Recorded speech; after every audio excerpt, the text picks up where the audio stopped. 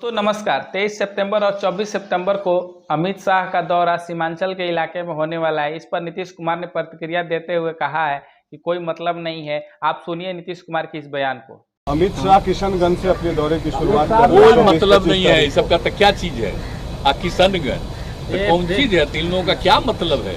ये तो कोशिश में लगे ही न रहते हैं कि अलग अलग धर्मों के बीच में कुछ हो जाए। छापा भी पड़ रहा है तो सब बिना मतलब का चीज करने के लिए तो एकदम हम लोग एकदम बिल्कुल इतने दिनों से सबको और आपस में कभी भी हिंदू हो मुस्लिम हो कोई समुदाय के लोग हो कोई तरह का आपस में विवाद नहीं होना चाहिए। का क्या मतलब?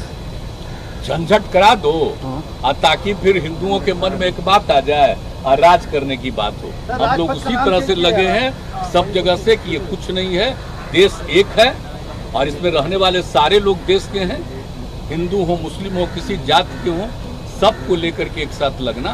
देख न लीजिए भाई, आप लोग तो आजकल हमसे पूछते हैं, इनसे पूछते हैं, अब वो लोग अपना क्या क्या बोलते रहते हैं। कोई काम हुआ है? हम हाथ जोड़ करके प्रार्थना करेंगे। जो लोगों को बहुत ऊपर से दबाव आ जाता है तक कुछ से कुछ आप लोगों में से भी लिखते रहते हैं, वो छोड़ दीजिए, हमको कोई मतलब नहीं, बेचारे क्या करेंगे। लेकिन जरा जान लीजिए कि जब से हम लोगों को काम करने का मौका मिला, चाहे श्रद्धेय अटल जी के नेतृत्व वहां काम किए, कितना काम किया, ये लोग काहे नहीं कुछ काम किए। अटल जी का जो कम्मा किया हुआ था बोलता है, ये लोग सब लोग समझते हैं कि सब हम ही लोग कर रहे हैं। अब बाद में जो भी और भी अन्य पार्टियों का भी राज था तो उस बीच में भी काम हुआ। इसमें कौन सा काम हुआ? अब बिहार में कितना हम लोग काम किए। जब भी हो हम लोग रहे, कोई रहे तो हम लोग तो काम किए। लेकिन अब सवाल है कि जिस तरह से पूरे देश को जहां कर देना चाह रहे हैं, पहुंचा देना चाह रहे हैं, भाई देखिए हम लोग तो भाई सीधे बापू को मानने वाले हैं। और आप जान रहे हैं जेपी के नेतृत्व में जो इतना बड़ा आंदोलन हुआ, हम लोग कभी भूल सकते हैं? उसी चीज को हम लोग याद रखें।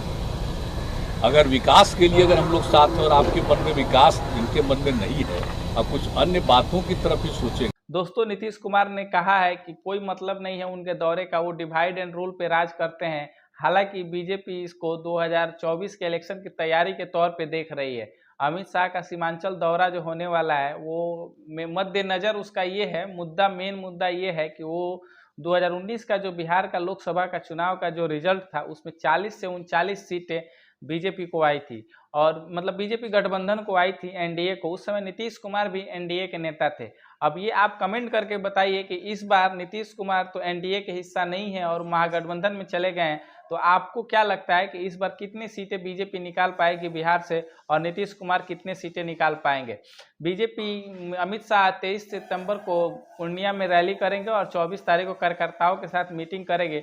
और ये सोचने वाली बात है कि अमित शाह का दौरा सीमांचल के इलाके जो कि अल्पसंख्यक बहुल क्षेत्र है उस इलाके में उनका ये दौरा हो रहा है। और नीतीश कुमार ने जैसे ये अंदेशा लगाया है कि ये डिवाइड एंड रूल पे काम करेंगे, मतलब एक धर्म को दूसरे धर्म से और जात के नाम पे डिवाइड करेंगे और इनका काम ही यही है और इसी तर्ज पे ये लोग राज करेंगे। तो क्या ये सही है नीतीश कुमार का कहना, और या बीजेपी जो कर रही है या करने वाली है? हो सकता है कि बिहार में अगर बीजेपी सत्ता से बाहर हुई है तो इसकी बौखलाहट में कुछ न कुछ अगर ये लोग कुछ गड़बड़ कर दें और दंगा फसाद हो जाए तो ये तो बिल्कुल बिहार के समाज के लिए भी गलत होगा। लेकिन ऐसा भी होना एक तरह से सोचना भी गलत है। अगर होम मिनिस्टर आ रहे हैं, होम मिनिस्टर तो किसी भी स्टेट का दौरा कर सकते हैं, कहीं भी जा सकते हैं, और उनकी भी पार्टी है, वो अपने हिसाब से काम करेंगे, क्या नहीं करेंगे। उनका तो मेन मुद्दा 2024 का इलेक्शन है। 24 के इलेक्शन को तैयारी को लेकर वो बिहार आ रहे हैं और सीमांचल के इलाके में उनकी तैयारी होगी। अब देखने वाली बात ये होगी वो सीमांचल आकर, जब से एनडीए की सरकार का बिहार में टूट हुआ है और नीतीश कुमार महागठबंधन के पाले में गए हैं और उधर जाकर सरकार बनाए, तब से बीजेपी के सबसे बड़े नेता अमित शाह का ये पहला दौरा होने वाला है। और इस दौरे में आने के बाद अमित शाह क्या बयान देते हैं और क्या कहते हैं इस टूट के बारे में, ये देखने वाली बात होगी। मेटा पब्लिक ये आपको पहुंचाएगा। चैनल पर नए हैं तो चैनल को सब्सक्राइब कर लीजिए और वीडियो को ज़्यादा से ज़्यादा लोगों तक शेयर कीजिए। धन्यवाद।